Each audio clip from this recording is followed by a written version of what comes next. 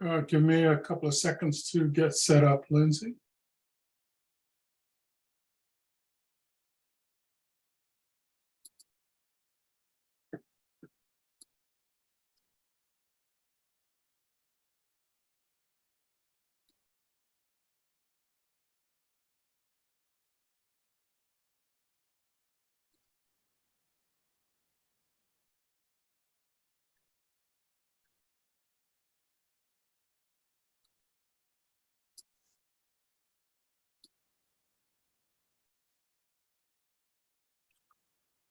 Hello, Oliver.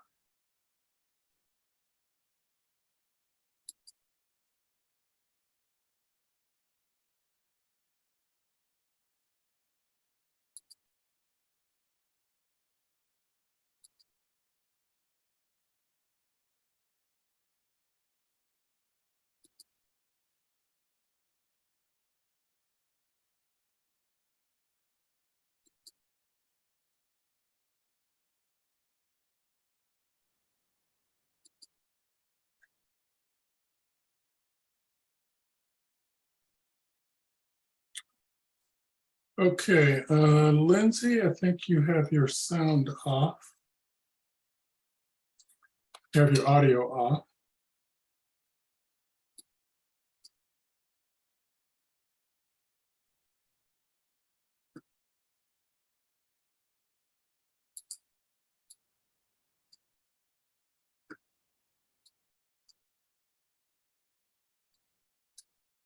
Let's wait for a few more people to.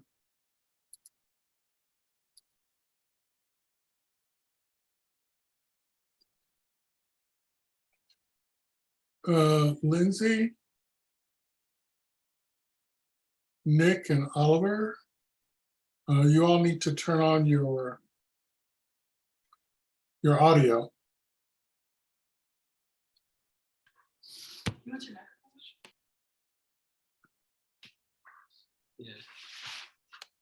Okay, Oliver. Hey, how you doing? Good. Took a little longer than I thought for me to get home.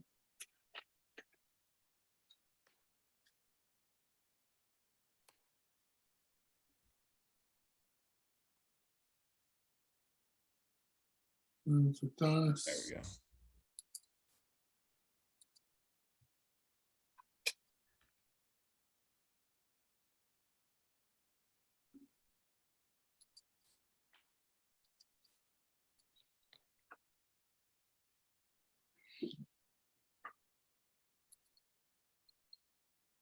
Okay, so Oliver, I'm Mahmood. How are you? You made it? Yeah, I'm good. Yeah, can you see the PowerPoint?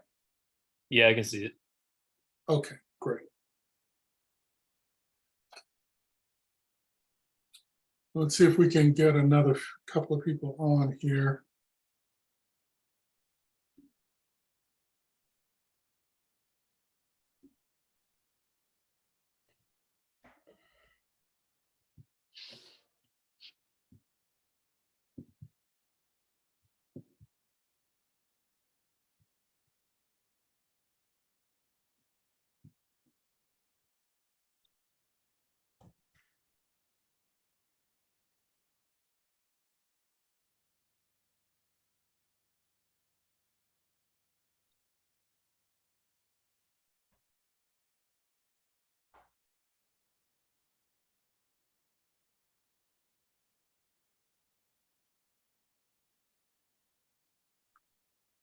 Okay.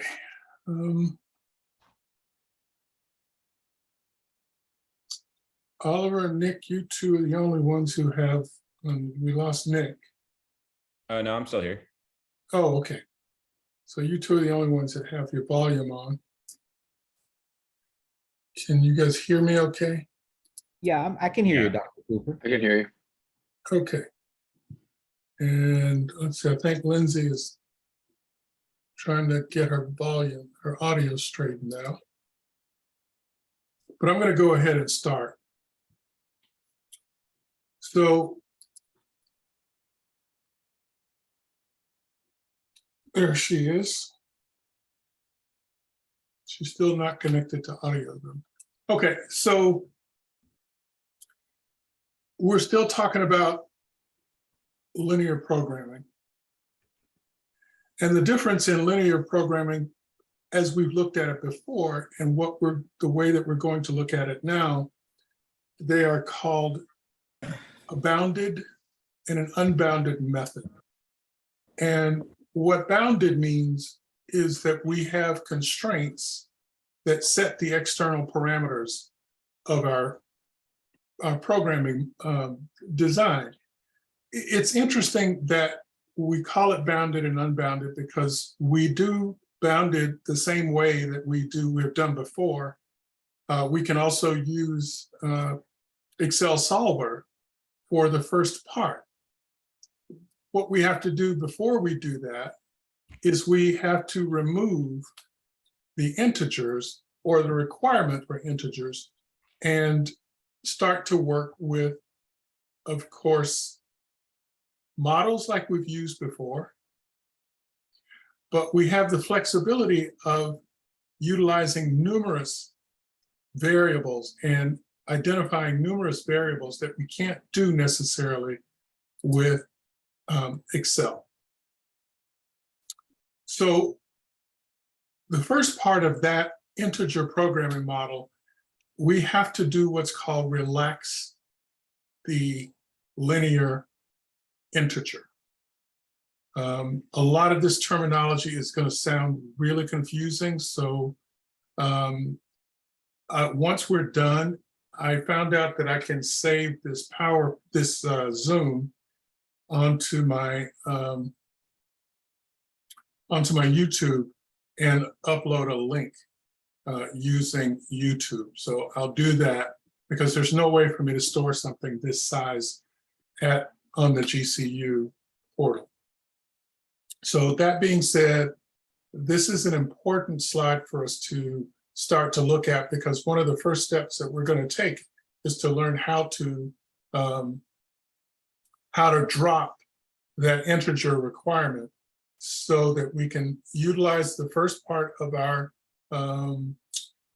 programming models and come back later and actually enter the integers and come up with some large solutions. So when we talk about a linear program, they all have constraints. Now, early on in the class, when we started to look at how to graph different problems, there was sort of what's called unimodularity to it because we were only dealing with a couple of constraints or 1 to 2 variables that we had defined. But dealing with multiple constraints can be a major problem. So as we take a look, if we were to take our graph that we used in our graphing that we used at the outset of week 4, we can see that we have a region here. Can everyone see my cursor? Yes. We have a region that we call the feasible region. And what that means is that this is within that region, any point, we can use any point in there as our optimal solution. When we start to look at how can we determine what is actually optimal? Well, in that instance, we're going to have to depend on a single point. Does that kind of make sense to people? We're going to actually isolate single points. And in isolating those single points, which these dots represent, we will determine if either of those points is optimal or if they're not. So if we were to read this equation, they're all maximized equations, and it's the same equation. We can see that in our first example, our optimal solution is 4 and 32. We were going to do this in class, but now it's going to be kind of tough because I got to bounce back from slide to slide. So I'll just go through this. The second example, we have the same mixed integer solution, and it's still the same optimal solution. It's 4 and 32. However, with the third, in this last example, we actually have optimal solutions at 2 and 2 and 3 and 1. We can't simply round off this 4 and 32 to the nearest integer to get that feasible solution, because we now have places, dots, periods, actual numbers, and it's a solo integer that will help us to represent which one is optimal, because it's an either or. One is optional or it's not. I know this is very confusing, but I'm going to ask that you use the raise hands feature if you kind of follow the logic of what I just said. Does everybody know where the raise hands feature is? Kind of follow. Okay. Okay. Well, we'll come back and look at that. You can take your hands down now. Thank you. So if we take our problem and look at it, there are several steps that we can take. If this is going to sound very similar, this will sound very similar to what we've done in the past in terms of our transportation problem, not the transshipment, but the transportation problem. So if we had a business, and in this example, we might need some paper clips. Now, when it says we have to pay $1,000 to arrange for paperclip delivery, but each box of paper clips only costs $1. Now, in a linear programming model, we would not be able to calculate why we do not, if we don't use paper clips. We'd be able to model using a fixed cost model if we bought, had shipped, or delivered those paper clips. However, with an integer solution, we can model the variables in a different way. We can look at, yes, we paid $1,000 to have the paper clips shipped. We paid $1 each for the paper clips. But what if we don't use the paper clip in a particular part of our company? That calculation would be incorrect. Again, by a show of hands, could I get anyone to help tell me if they understand that element? 1, 2, 3. Okay, so hands down now. So what I'm saying is, if we had a linear problem, we could calculate based on the constraint that we had to pay $1,000 and the cost was $1. We would be able to calculate the cost, or the minimal cost, for each one of those boxes, and that's $1. However, if we had a certain department that was all digital, for example, and they did not use paper clips, they would not need paper clips, and that would change the dynamic of our cost structure. So we would need to understand, using an integer, if 1 is equal to 0, and that is the number of paper clips, then we could use a fixed cost with another integer to represent our model. Because you have a couple of choices here. Either A, you use paper clips, or B, you don't use paper clips. Now, in the models that we've studied for the past couple of weeks, we couldn't account for any instance where we did not use paper clips. So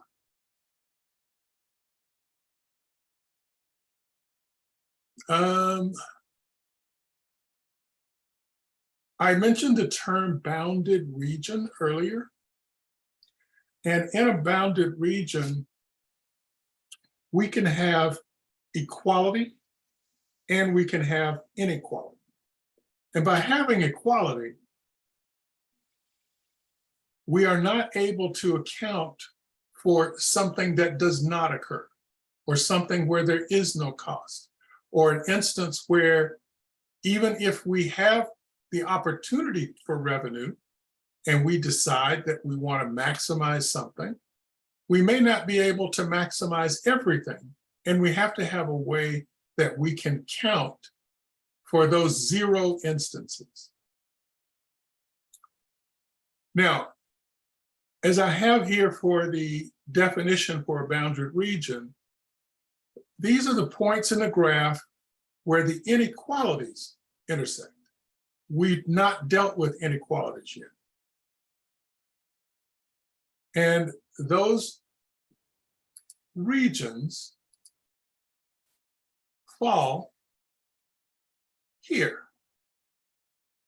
This is called a bounded region. And what we've done is we've relaxed some of the constraints. I know I'm going a little far, but I want you to see that there's a way to actually calculate using a number or an integer that we haven't done before.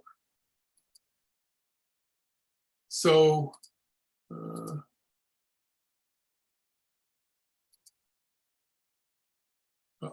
hold on. Now,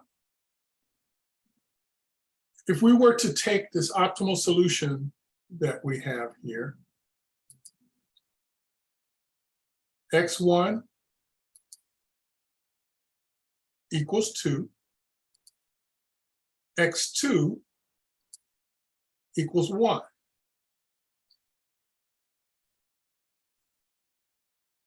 That means that we would come up with an integer if we entered the equation and entered the variables into the equation.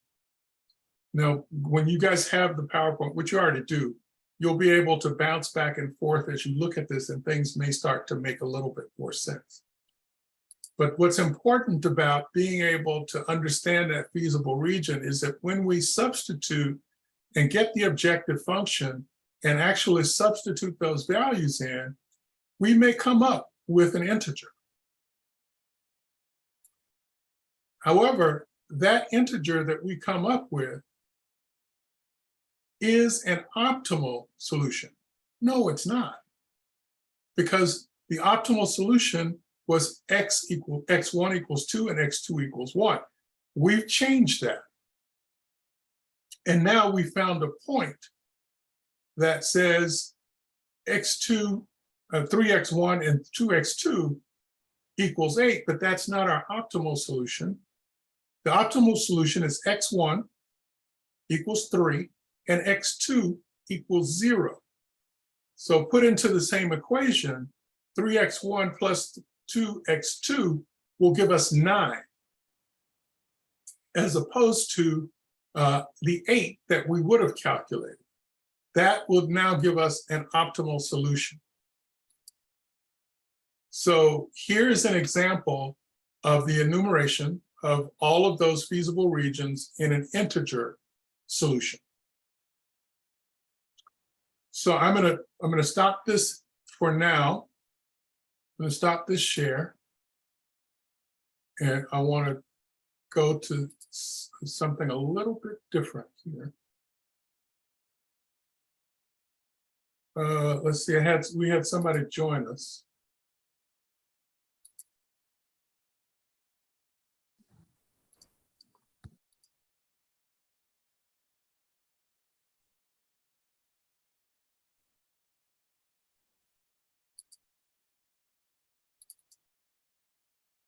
Hold on just a second, guys. Okay.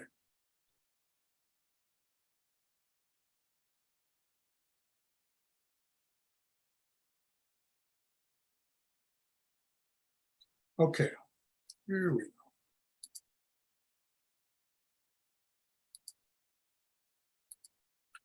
Can everyone see where I am now? Can anyone see where we are? Yep. Okay. Good. All right.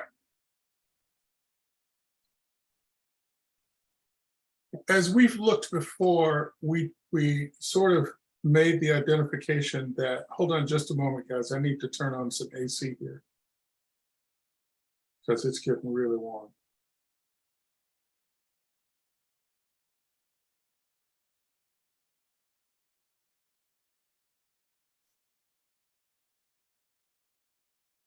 Okay.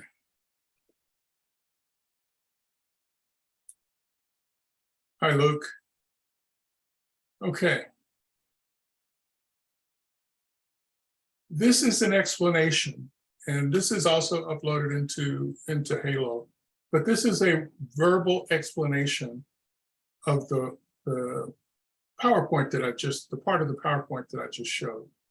And what I want to talk about now is how we look at those constraints, because now we're not going to simply stop at a variable that is 2/3 or 1/3 or 1/8. We need to come up with integers. And those integers are going to define, again, they're going to define these actual spaces, which may or may not be our optimal solution. So remember to look for this. It's called Lecture Integer Programming, and it should be uploaded in Halo. Okay, so let me go back.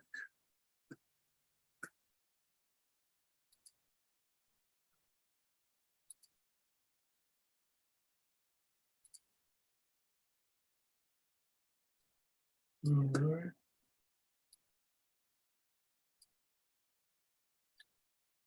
Now, we're going to move to another PowerPoint. And what I'd like for us to do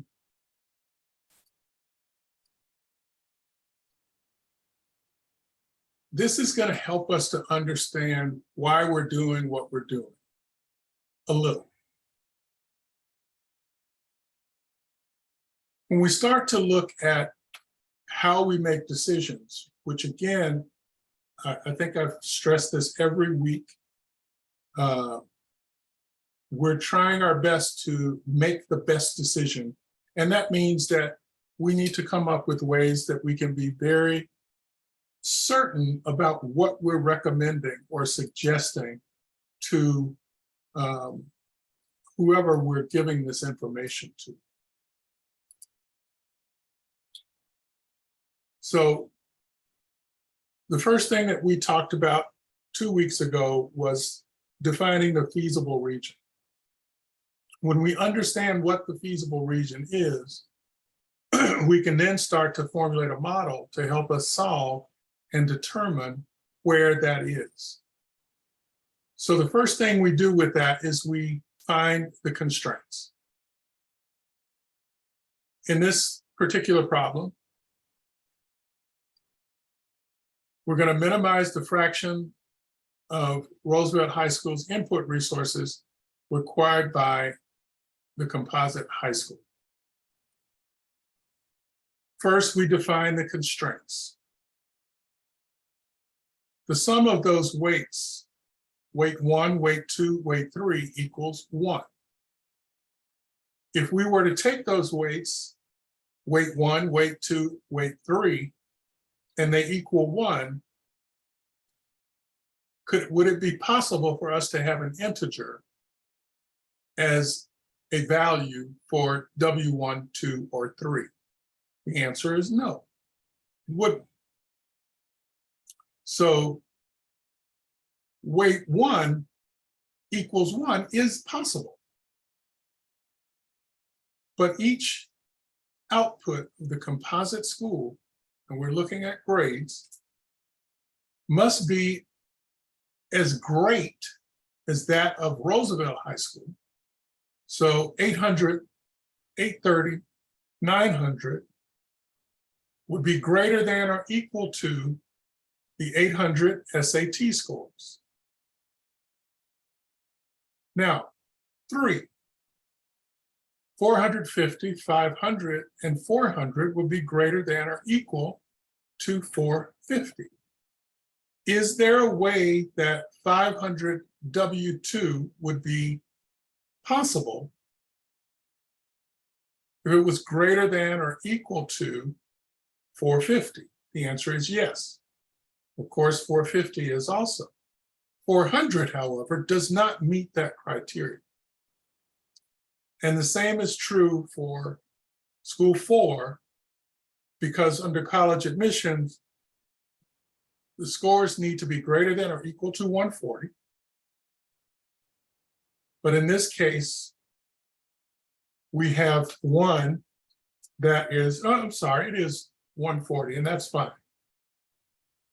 So we can take those input constraints and start to analyze this problem.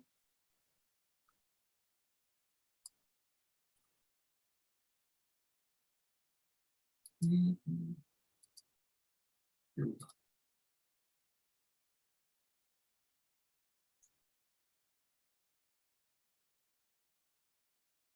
I don't think I'm going to be able to explain this way. Okay, hold on. Hold on. I'm going to let you review the PowerPoints on your own.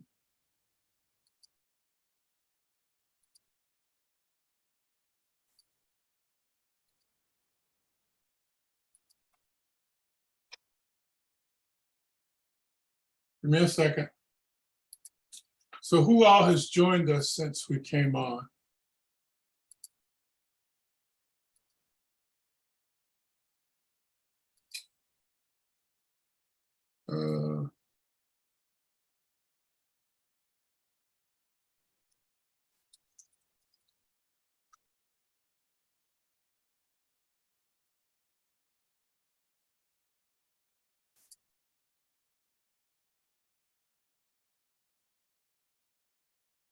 Just a second, guys.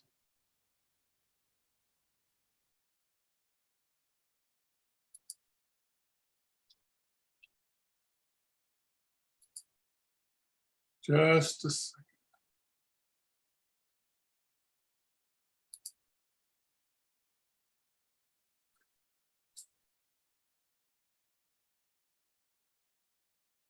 Whew.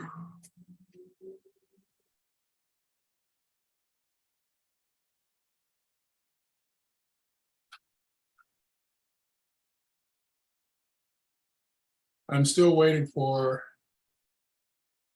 my file to load.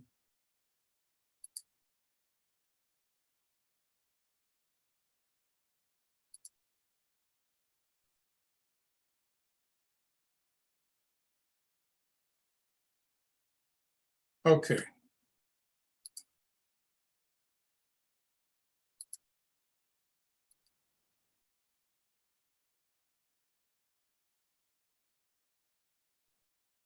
I lost everything here.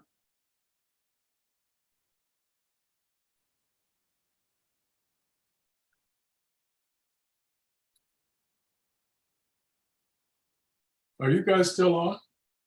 Because I have lost everyone. Yes. Yeah, we're still here.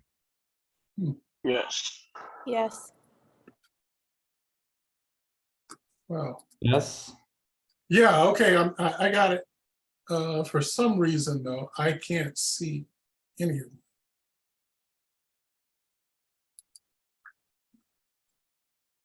There we go.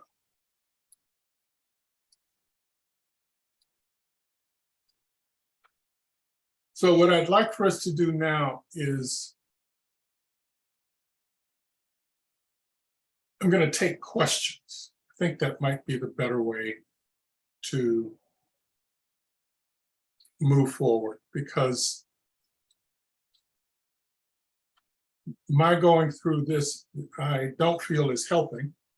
It may be, but I don't feel like it is. So let's get some questions from different individuals about anything that we've talked about already in those PowerPoints.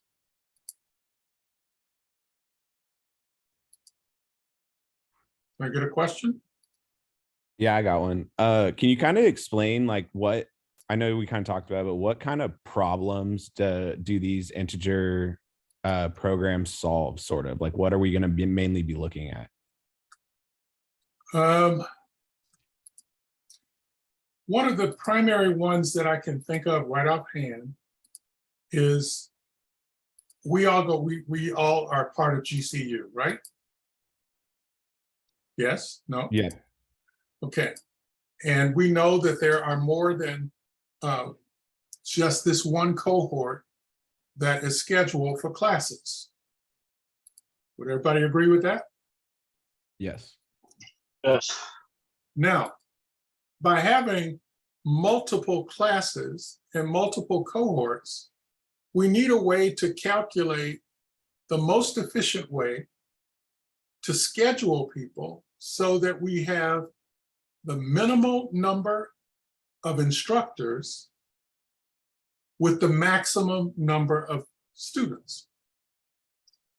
Now, when you confound that type of problem with the 30,000 students that we have as undergraduates, not only do we need to calculate for online attendance, we need to calculate for on-ground attendance, and the numbers are really astronomical in terms of what students need what classes, when do they need those classes, and where will they take those classes?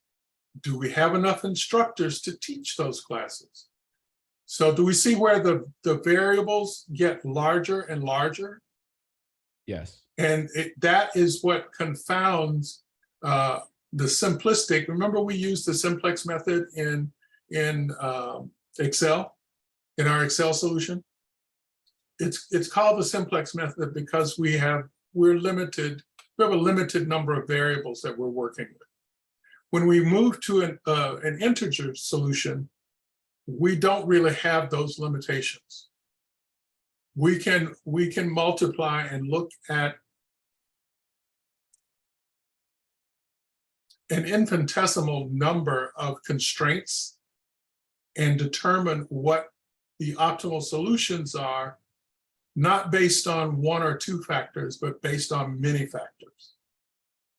Does that kind of help? That help me? Yeah. So it's kind of, I think I know what I'm going to do here. Let me get rid of that. And let me go. I think I should probably pull up.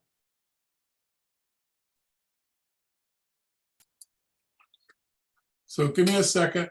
Everybody go take a break. I'm going to pull up the homework because I think that might help us.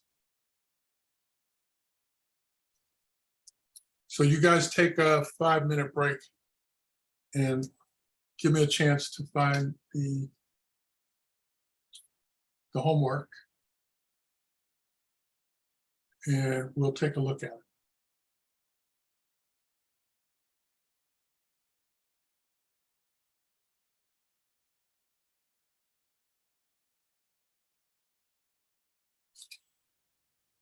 Okay, so I am going to turn off my screen for just a bit. My audio is still on, but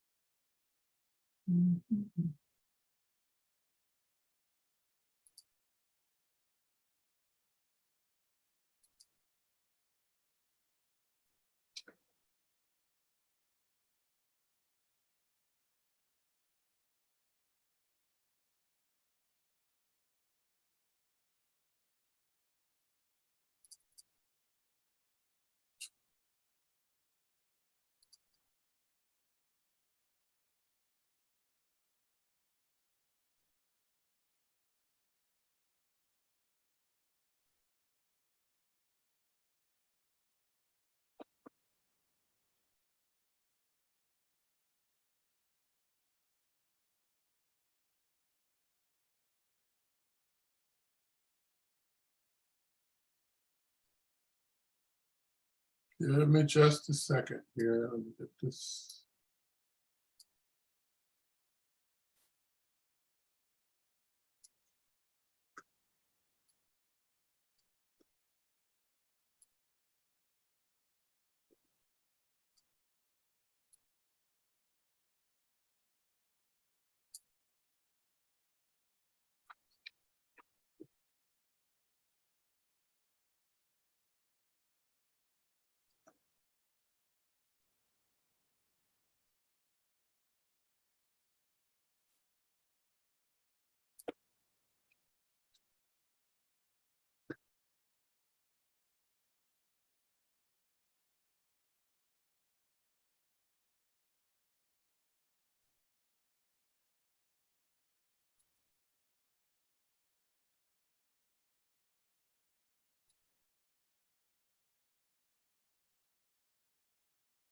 Okay, is everybody back?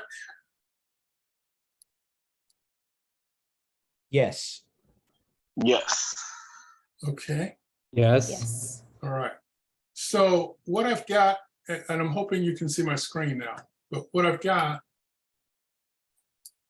is I've got a problem from 11 and one from 12. And we're going to work through those now. So when we look at an all linear problem, first of all, is this large enough for people to see? Yes. Yeah, it's good. Yes. Okay. So can someone tell me the first element that we're looking for in this problem? It's a three-letter word.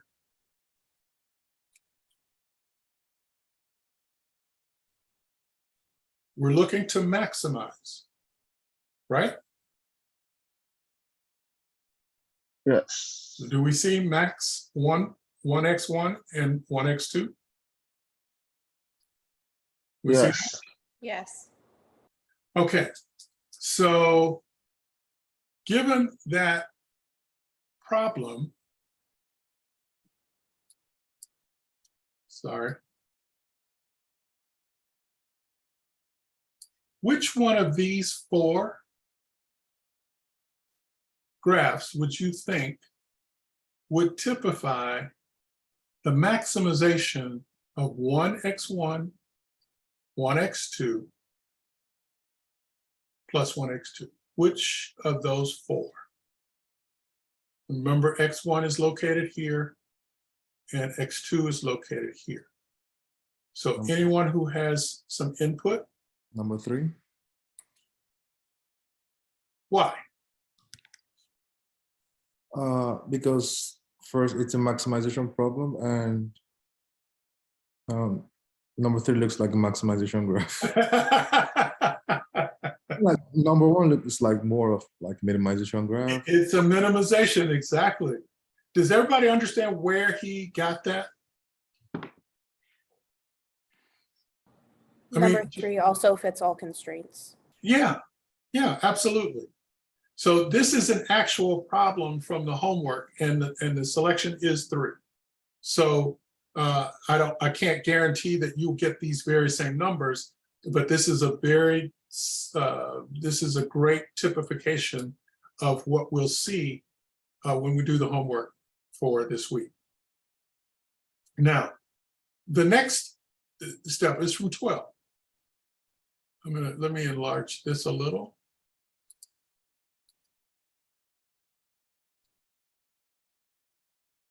Can everybody see that? Yeah. Yes. All right, so you're going to need to get your calculators out.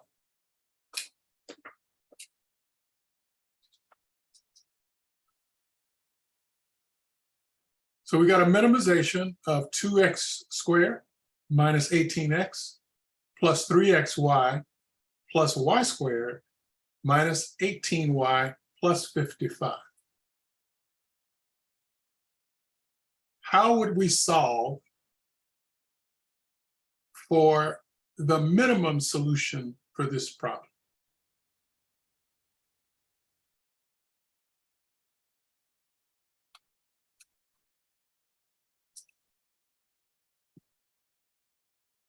Owen?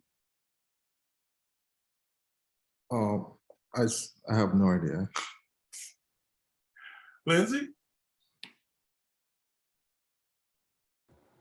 Haven't gotten that far. Okay.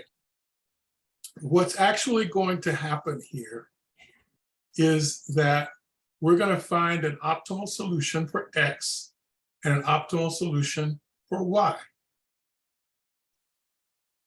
And that is going to give us an optimal solution value. The only thing that we're going to do here is substitute these actual values into this equation. Does that help?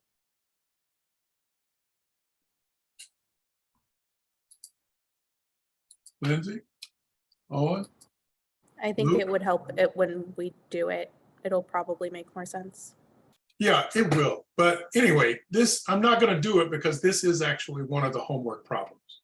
So I do want you to work on it. But what I will do is, since we've worked on these two here today, for 12.11 and 11.3, I'm going to give everyone who is in attendance half credit for this.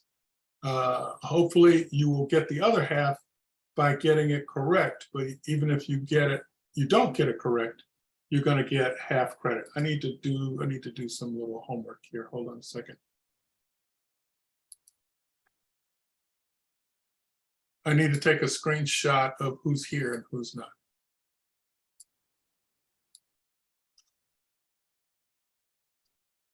Dr. Cooper, I just have a quick comment for the previous problem that you had on. Okay. Would you say to solve for it, can we solve for X and then solve for Y for that problem? Yes. Yes, absolutely. Got Oh, it. you want us to do it now? Oh, no, I was just, because I'm doing it right now, but I just wanted to see if I'm on the right route or Yeah. not. Yes, you can. You can. And you're talking about 11.3, right? 11-3? Or are you 12, talking 11? Yeah, that Well, one, 12, 11. I would absolutely start that way. You may run into an issue, but if you do, think about it this way.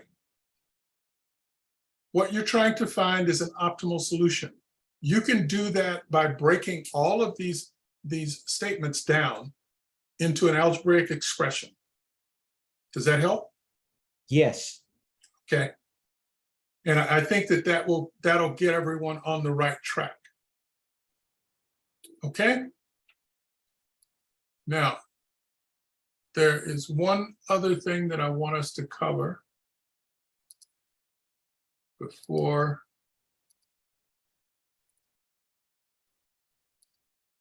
give me a second here to get reloaded.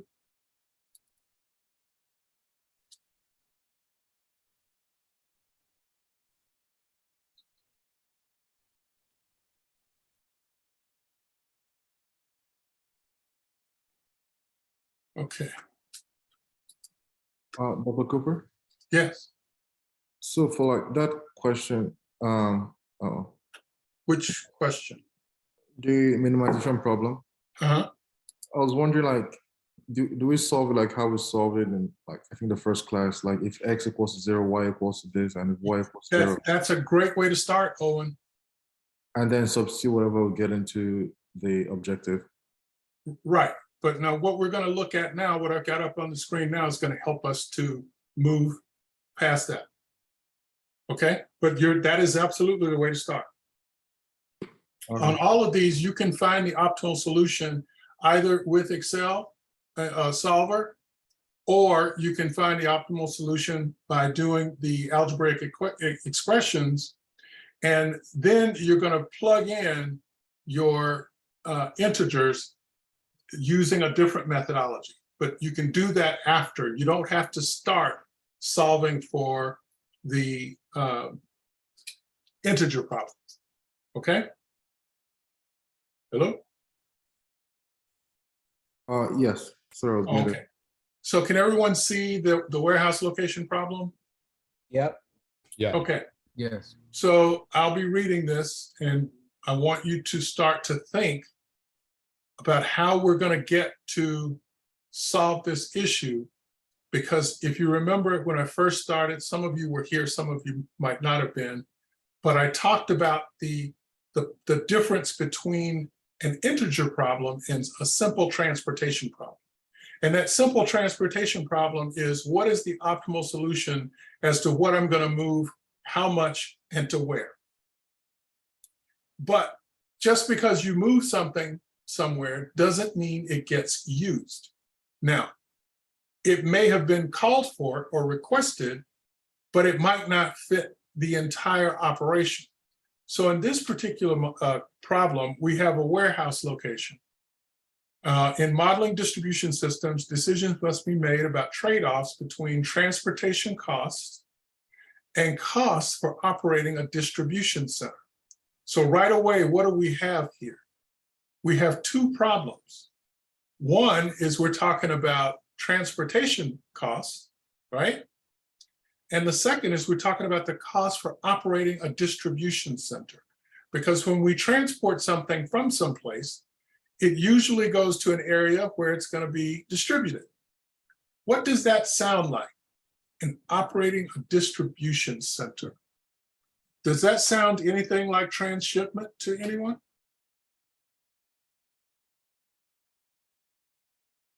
Yes. And in transshipment, just because we ship something someplace doesn't mean it has to stay there. But it might. Now, let's suppose we have a demand for something and we ship it, and the demand was incorrect. Sometimes, as we remember in forecasting, sometimes we have demand that is met, and sometimes demand is not met, and sometimes demand is greater than what we can supply. I'm sorry, I got to read a message here. Okay. Okay, got it. So in looking at how we set up this problem, as an example, the manager might need to decide the number of warehouses to use for meeting demands of a number of customers for some supply or good. The decisions to be made are which warehouses to operate and how much to ship from any warehouse to any customer. Now, if you can follow me, you can either take a screenshot of this particular screen, or I will upload it. I don't think this one is on Halo yet, but I'll put it up later after we're done. So if we were to let Y1 equal either A, the warehouse being opened, or another iteration of Y1 is the warehouse is not open. The next is an X. For each X, what is the amount to be sent from the warehouse, which is represented by I, to the customer? Do we see how many different operations we have going on in this tiny little problem, which sounded a lot like transshipment to start, but in actuality, we've got to deal with two variables. One being, is the warehouse open or not open? And the X being, what is the amount being sent from any individual warehouse to any individual customer? So when we start to look at cost, we can come up with a fixed cost. One cost is the warehouse open? The second is, what is the operating cost plus the transportation cost for shipping from the warehouse to the customer? Now, if we look at that second line, so we look at that C where we're looking at cost for the transportation costs for shipping from the warehouse to a customer, we've gone beyond what the fixed costs are, and we're looking at what it costs that warehouse to ship or transport that item from the warehouse to the customer. So I know it sounds confusing, but I'll ask Luke this question. Luke, considering Y1 could be either the warehouse is opened or not open, could you meet that constraint of C for each I and J if the warehouse is not open?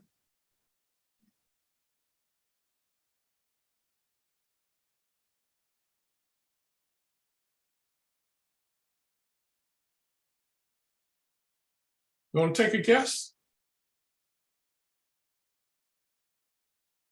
Adonis?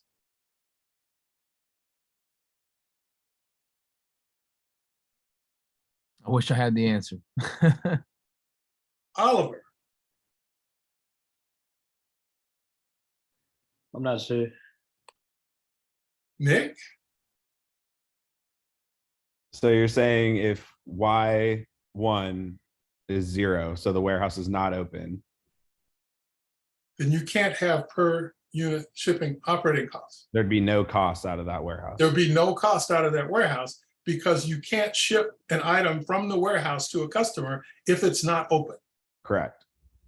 So this is where, and I do want you guys to take a look at this one, because this is where we start to understand why integer programming models are utilized, and not everything can be solved with a simplex problem. Because how would we go about setting up an Excel model using this methodology?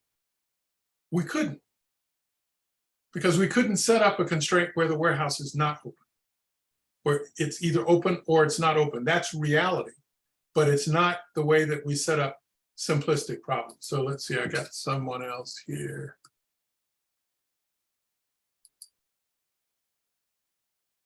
Oh, okay. All right. So have I done enough to thoroughly confuse you guys for tonight? Yeah, I think so. Yeah, thanks so Definitely need to too. read. I definitely need to read. I mean, this is, again, things are going to get easier after this week. This is going to take it's going to take a lot of reading. Please utilize, there are two, you know what, I'm just going to go ahead and play one. There are two, oh, sorry, I don't want to do that. There are a couple of videos that I do want you guys to review. And once I find it, I want to make sure that it's in the announcement.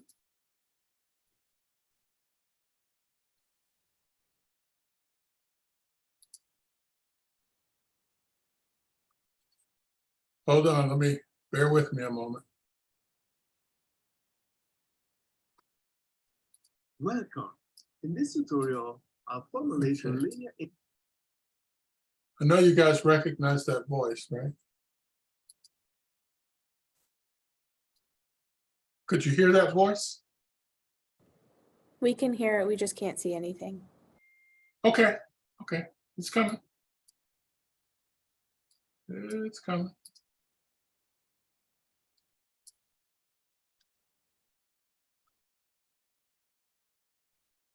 I had an abortion. Well, okay. That is not where we wanted to start.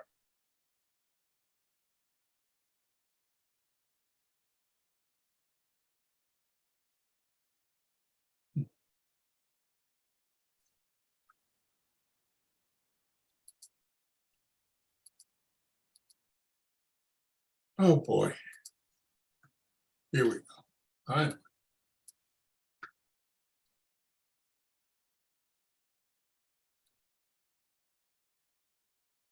All right, can everyone see that? Yes. Okay. Yep. So this is probably the best video. Okay, don't. Okay, so this is probably the best video that you can use to do the homework, and any kind of cost problems this will address. So it's about 6 minutes long. So let's take a look at that one, and then we're going to come back and take questions.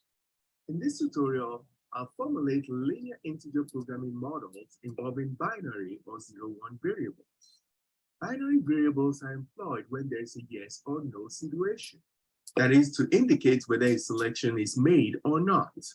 For example, suppose we have 4 different projects to consider. We can either select a project or not select it. So for the first project, we can define the decision variables as follows. x1 equals 1 if project 1 is selected and 0 if not selected. We do the same for projects 2, 3, and 4 by defining x2, x3, and x4. Or we can simply write xi equals 1 if project I is selected and 0 if not selected, where I equals 1, 2, 3, and 4. Now, suppose each project has a lifespan of 3 months, January to March, with corresponding outlays or costs in thousands of dollars shown here. Suppose these are the funds available for selected projects each month, and these are the net returns in thousands of dollars from each project. In this case, our objective is to maximize return, which is 217x1 plus 125x2 plus 88x3 plus 109x4. Since project outlays are constrained by available funds, we write for January, 58x1 plus 44x2 plus 26x3 plus 23x4 less than or equal to 120. We do the same for February and for March, and then complete the model by stating that the decision variables must be binary. Upon solving this model using software like Lindo or Excel Solver, we find that the optimal solution is x1 equals 1, x2 equals 0, x3 equals 1, and x4 equals 1, with the corresponding net return of 414. That is, to maximize net return, undertake projects 1, 3, and 4 only. Let's now model a fixed cost problem. Suppose a small company receives an order to supply 1,000 units of a product. The company has 3 machines that can be used to produce the product. Here are the variable costs per unit produced from each machine. Here are the fixed costs, and here are the machine's capacities. Our objective is to minimize total costs. We're going to need 2 types of decision variables in this case. One set for the number of units produced from each machine, and because of the fixed costs, another to indicate whether a machine is being used or not. So for the units produced, we write xi equals number of units produced on machine I. That is, x1 represents the units produced on machine 1, x2 for machine 2, and x3 for machine 3. Now, because fixed costs indicate that the entire cost will be incurred if the corresponding machine is used to produce it all, we define another set of decision variables. For machine 1, we can write y1 equals 1 if machine 1 is used, 0 otherwise. That is, if x1 is greater than 0, y1 equals 1. Otherwise, y1 equals 0. For all 3 machines, we write y1 equals 1 if machine I is used, 0 otherwise. So for the objective function, which is to minimize total costs, we write minimize 2.39x1 plus 1.99x2 plus 2.99x3 plus 300y1 plus 250y2 plus 400y3. That is, we multiply variable costs by unit produced and multiply fixed costs by the corresponding 0-1 variables. When y equals 1 here, for example, it means that machine 1 is used and the fixed cost of 300 will be incurred. And when y1 equals 0, machine 1 is not used, so the fixed cost of 300 will not be incurred. For the constraints, we have an order here to supply 1,000 units. So we write x1 plus x2 plus x3 equals 1,000. Equality is used here because we have to meet the order or demand placed by the customer. Now for the capacities, normally we just write x1 less than or equal to 400, x2 less than or equal to 550 and x3 less than or equal to 600. Note that this x1 less than or equal to 400 constraint simply states that we can produce up to 400 units on machine 1. But if the machine is not used at all, this won't be possible. So whenever we have fixed costs associated with minimum requirements or maximum capacities, we usually multiply the capacity by the corresponding binary variable. So the correct format is x1 less than or equal to 400 y1. That is, when y1 equals 1, we can produce up to 400 on machine 1, and when y1 equals 0, 0 units should be produced. We do the same for machine 2 and machine 3. We can then move the variables to the left side of the constraints and state that the xi should be non-negative and the yi is binary. On solving this model, we obtain x1 equals 0, x2 equals 550, x3 equals 450. And for the binary variables, y1 equals 0, y2 equals 1, and y3 equals 1, showing that only machines 2 and 3 should be used. And that completes this fixed cost problem. In the next video, I'll be showing how to formulate some relational constraints using binary variables, including multiple choice, mutually exclusive, co-requisite, and conditional constraints. Okay. So I'm going to halt us right there and ask, what other questions do we have?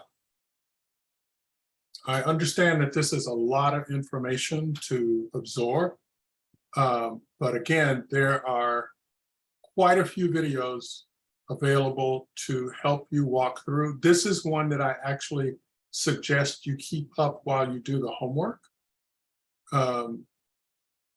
This will help answer a couple of questions. And then we've looked at 2, so you should be well on your way. Let's see. I can't think of anything else that I need to cover tonight. Are there any questions from anyone at this point?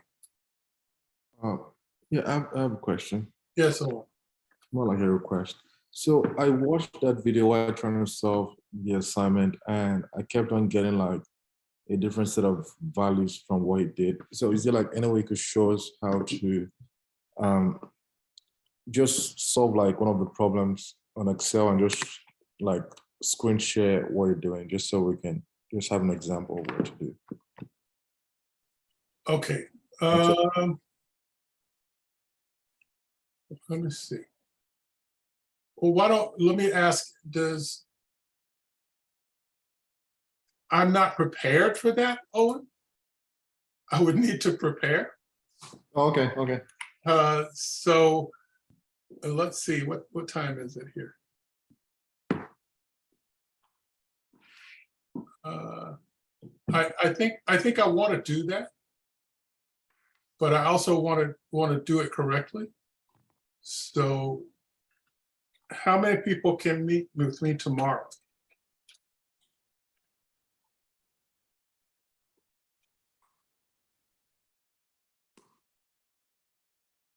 Okay, Mamoon. Let me get a sheet of paper. For me, tomorrow doesn't really work, but like I can watch a video like if you send. Okay. Screen recording. Yeah. So tell me again, you want me to take a problem from the homework? So like if you can take even Joshua's problem, the one you did, just like a basic problem, and just show us, because I watched a video on how to solve it, and I think like on Excel solver, there's a place you have to like put binary or integer and all of that. And I followed it, but like I got something way different from, like I got 1110 for the first maximization problem that Joshua did instead of 1011 that he did. Okay, so I will do problem 1 and upload that along with this video, And instead of having a Zoom, I'll just upload it. And then if we need to meet after that, we can meet. Okay, Oh. thank you so much. No, does that meet your needs? Yes. Okay, and I saw that you can't meet, Lindsay. So Mahmoud, if you need to meet with me individually, you can do that, but let me do this problem and do a special video on that solution, and you should be able to use that as a go-by. I don't want to do it now, and I'm being honest with you guys, because I don't want to get it incorrect and come up with some crazy answer. I might have to do it a couple of times, but that will at least give you guys a go-by to use so that you have later in the week to do the homework. Is that okay? Can I get a show of hands if that's okay? Yeah, it's okay. I don't know how to show why. That's okay. I got everybody but you. And it's under reactions. Oh, okay. Okay, so I got everybody but Adonis. Adonis, you okay? Okay. All right, so look for that video tomorrow morning. I'm going to start working on that tonight. And again, I want to go through it step by step so that I don't lead you guys down the wrong path. This is going to be our last tough week. Next week is going to be a little bit different because we'll be looking at weight line solutions, but that's not that difficult. The difficult part is going to be the paper that we need to write. So the last part of what we're going to talk about tonight is going to be my expectations for that paper. And Owen, thank you for asking, because I think it's important for me to do this solution so that you guys, especially since we didn't get to meet 2 weeks ago. Okay, so my expectations for the paper, does everybody have something to write this down or record this? Yes. Okay. Because I want to go and look at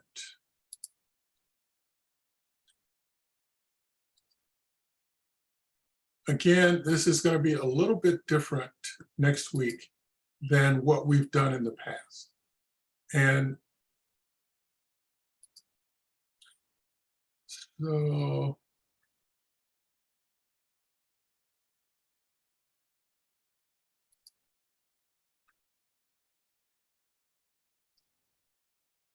give me a second because I'm going to copy and paste information from Halo into a Word document that I'll upload this as well after we're done. And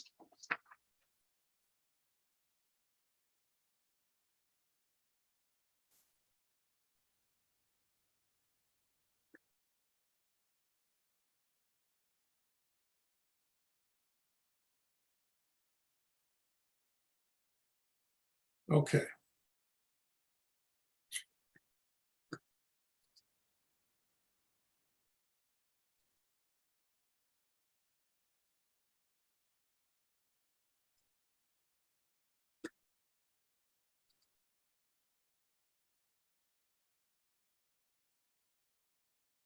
Okay, can everyone see the screen now? Yes. Okay. Yes. All right. So this is a writing assignment. And for lack of a better term, I found that when I don't go over this with students, they do poorly. It's only worth 40 points. I get that. But one of the things that I want people to do is to be able to utilize what we've learned when they move into a different realm in terms of work. This is the scenario for the problem. What we're going to do is develop a managerial report.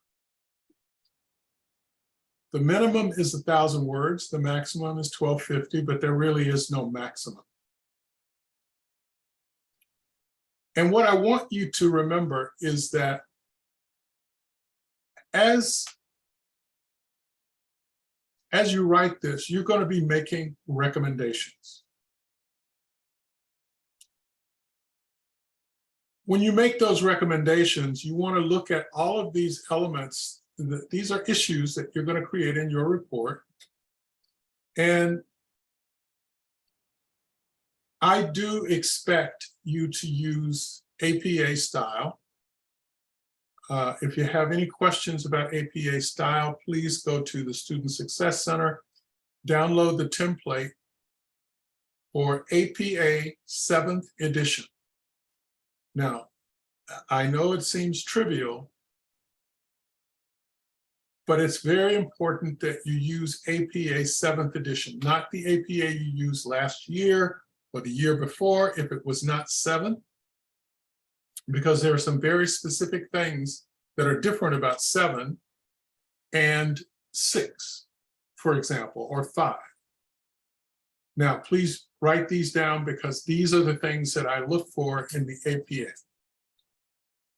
When you have a reference that has 3 or more authors, you will use the last name of the first author, followed by et al, E-T space A-L. That is the proper way in APA 7 to document an author where there are 3 or more. It doesn't matter if it's the first time you mentioned it or wrote about it, or if it's the last time. Every time it's using only the last name of the first author and et al. In the reference, however, at the very bottom of the paper, you will document all of the authors in the reference itself. Everybody clear on that? Yes. Okay. There is no abstract. So the template that you'll download from the Student Success Center is APA 7th edition template without abstract. You do not need to put an abstract.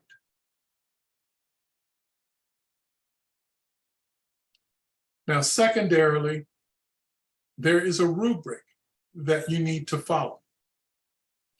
So while you have questions that you're going to sort of address here, these 8, you want to make sure that the topics in your paper address the same topics that are in the rubric, not the words, not the complete word. I want you to make sure that you minimize those words and make sure you cover each area of the rubric. If you do not cover the rubric, I cannot give you complete points for those segments of the rubric. Those segments of the rubric should be your level headers. I hope everyone understands what that means, but they should be your level headers.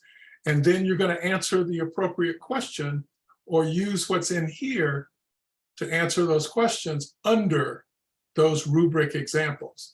That's how you're going to expound on what it is you're addressing in the rubric section. I think that I would like a minimum of 3 scholarly sources. They don't have to be, they just need to be scholarly.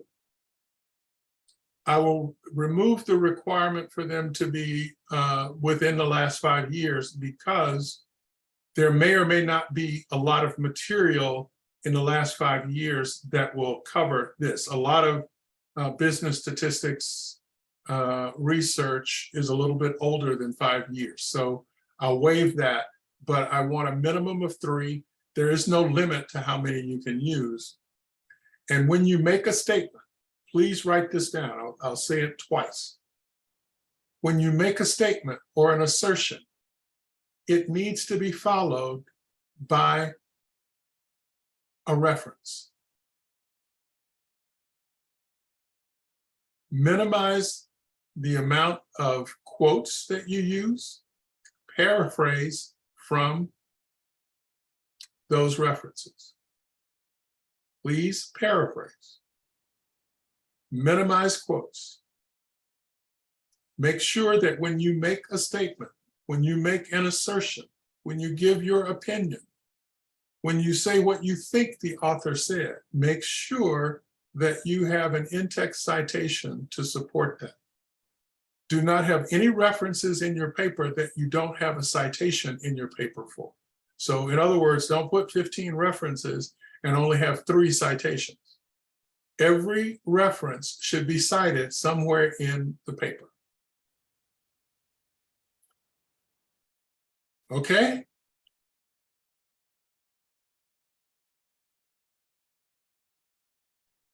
Sounds good. All right. So I will take, if papers happen to come a little early, I'll review them. And if there are recommendations that I can make, and if I have time, I'll try to get back to you with recommendations, and I won't score that paper until you get it back to me the second time. But that gives you an opportunity to get an excellent score if you can do it quickly enough. If you can start on it now, and that's why I'm kind of talking about it now. If you want me to look at it before the due date,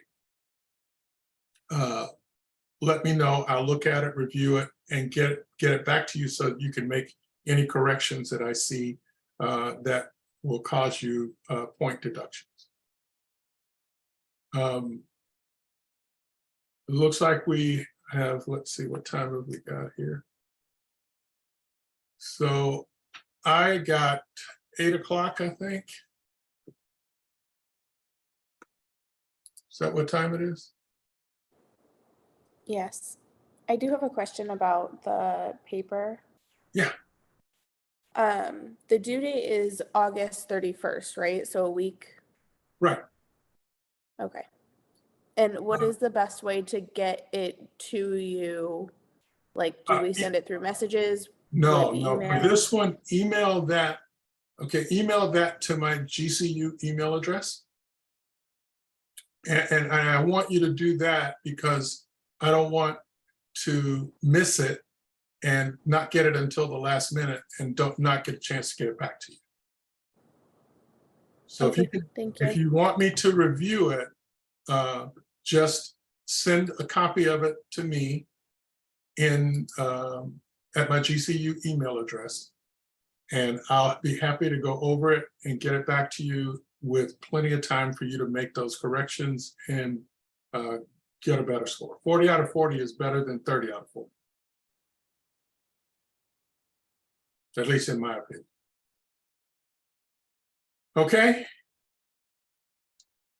Any other questions?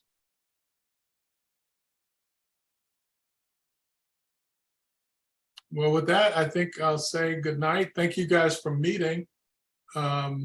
I went to another classroom and the instructor was struggling because he couldn't understand why he didn't have any Wi-Fi. So it's a good thing that we kind of switched things up because I still didn't have it. There was no Wi-Fi when I left. And with that, I think we can call this one done. And look for the link tomorrow. I'll put it in the same announcement with a link for the video for the problem that Owen asked for me to solve, the step-by-step problem Owen asked me to solve. Was it the first one, Owen? Yeah, the first one. Okay, then I'll do that. I'll do that tonight and get it uploaded, and everyone can review it tomorrow and start to work on their problems. But please go to the GCU library. It's a great source for finding scholarly references.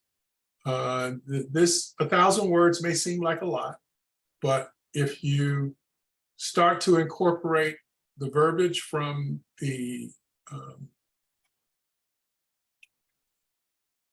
if you start to incorporate the verbiage from the rubric and address the questions here, you should really not have an issue with, you should be well over 1,000. I warn people every semester that the 1,000-word minimum is the minimum. I don't put a maximum, but the 1,000-word minimum is a minimum. And the reason for that is that everything that we do gets reviewed. And when we as instructors accept 900 and give high marks, that does not sit well with administration because we're not meeting the minimum. So please, and don't just put words in there, just use the rubric first, make all of your headers from the rubric, make sure that you're addressing all of those. No, not all of them, I shouldn't say that. The first 4 are absolute. You should use the headings, I mean the rubric for the first 4. The other 4 should be your conclusion and then followed by your recommendations. And your recommendations will come after your conclusion, because this is what, if I were your boss and you were sending this to me, it's those recommendations that I would send off. And as a matter of fact, they should probably be on a separate page after you put your references in and just label that or title it recommendations. Okay? And if you have questions about the paper, feel free to reach out and we can talk about that. And I want everyone to do well. And I think I said this to you at the beginning of class. The way that you write determines where you go in the world today. Very few people get to meet you before you interview. So they look at you based on what you write in your resume, what you write in your cover letter, and the way that you speak.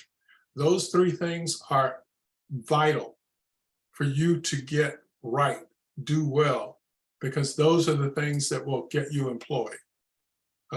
Not being able to write will limit you in terms of, even if you have someone else to write your reference, when you have to respond to something in writing, people will realize that there's a difference between the way that you respond and the way that you presented yourself in that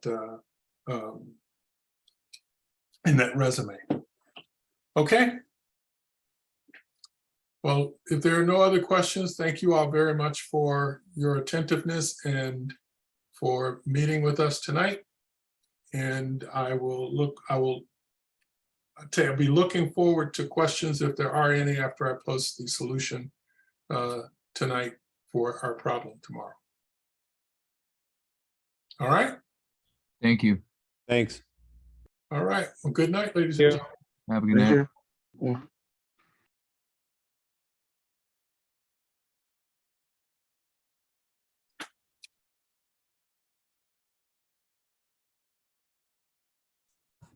Doctor, I have one question, but it's not.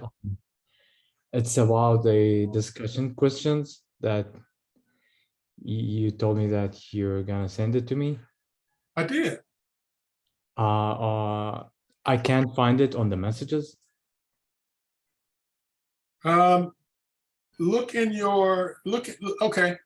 Then go to my GCU email. Okay, Send me an email and I'll post it in that email. copy that. I'll Thank you. post it in a reply. Thank you so much. I'll do it. All right. Have a great night. You too.